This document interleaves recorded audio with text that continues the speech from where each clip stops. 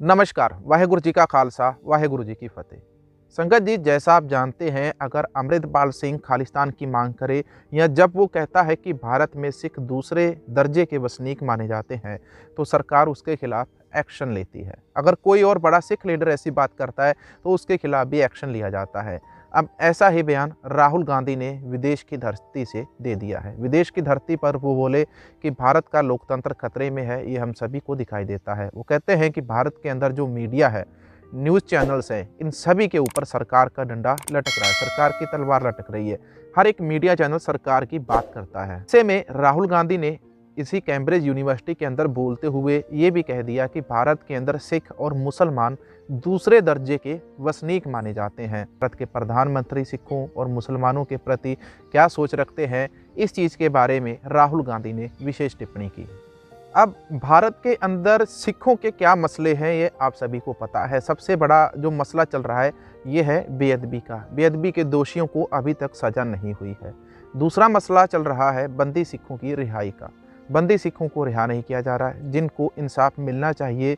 ऐसे बहुत सारे सिख नौजवान भी जेलों के अंदर बंद है।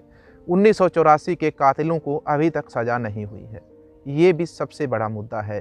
इसलिए सिख कहते हैं कि भारत के अंदर हमें दूसरे दर्जे का वसनीक माना जाता है। इसी के ऊपर एक अलग सिख देश बनाने की बात हो रही है। अब ऐसे में यदि भारत सरकार इस मसले को सॉल्व करती है, वो बंदी सिखों की रिहाई का मामला अपने पार्लियामेंट के अंदर डिस्कस करती है, पंजाब का जो पानी है उसको पानी का पैसा मिलना चाहिए, इस पैसे को वो पंजाब को देती है, तो मसला हल हो जाता है। अगर 1984 के जो दोषी हैं, उन दोषियों के ऊपर कार्रवाई होती है, तो मसला हल हो जाता है। तो लड़ाई की तो बात ही नहीं होती, अलग देश बनाने की बात ही नहीं होती है। अगर सरकार इन सिखों की आवाज़ को दबाती है, तो मसला आगे बिगड़ता है। अगर बात करें तो हरियाणा के अंदर जो सरकार ने गुरुद्वारा कमेटी बना दी है, गुरुद्वारा कमेटी के ऊपर अपना कब्जा कर लिया है, आगे चल के ये वही हालात हो जाएंगे जैसे मंदिरों के हालात हुए हैं। और सिख धर्म अपने गुरुद्वारों के अंदर किसी भी सरकार की, किसी मंत्री की हस्तक्षेप बिल्कुल बर्दाश्त नहीं करता है। अब ऐसे में सरकार अगर गुरुद्वारों के ऊपर भी अपना कब्जा जमाएगी, बंदी सिखों को रिहा नहीं करेगी, पंजाब को पानी का पैसा नहीं देगी, जो पंजाब से पानी होकर गुजरता है उस पैसा। अब बात करें इसके आगे कि पंजाब के काफ़ी सारे क्षेत्र जो बोली के आधार पर पंजाबी जहाँ पर बोली जाती है, वो पंजाब को वापस देने चाहिए थे। सरकार उन क्षेत्रों को भी पंजाब के हवाले नहीं कर रही। वो क्षेत्र भी धीरे धीरे काट के हरियाणा या दूसरी तरफ जम्मू कश्मीर के इलाके में मिला दिए जाते हैं। ऐसे में बहुत सारे और ऐसे छोटे छोटे मुद्दे हैं, या सबसे बड़ा मुद्दा इसमें यह है बेअदबी का। बेअदबी के दोषी और कातिल जो हैं, उन कातिलों को सरकार की शय है। आज तक सरकार ने पिछले 10-12 सालों में, केंद्र सरकार ने भी इसके ऊपर एक बार भी अपनी चुप्पी नहीं तोड़ी है। केंद्र सरकार को भी चाहिए था कि इस चुप्पी को तोड़ के केस को जल्दी से जल्दी न्याय दिलाना चाहिए था।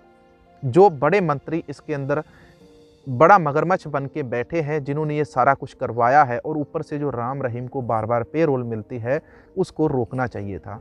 एक व्यक्ति जिसने श्री गुरु गोविंद सिंह जी बनने की नकल की है, उसके बाद अमृत छकाने की नकल की है, उसको सरकार बार बार छोड़ देती है। एक वो व्यक्ति है जिसको जेल के अंदर बंद किया हुआ है, जिसने एक ऐसे मंत्री को मारा था जिसने पंजाब की जवानी की नस्लकुशी की थी।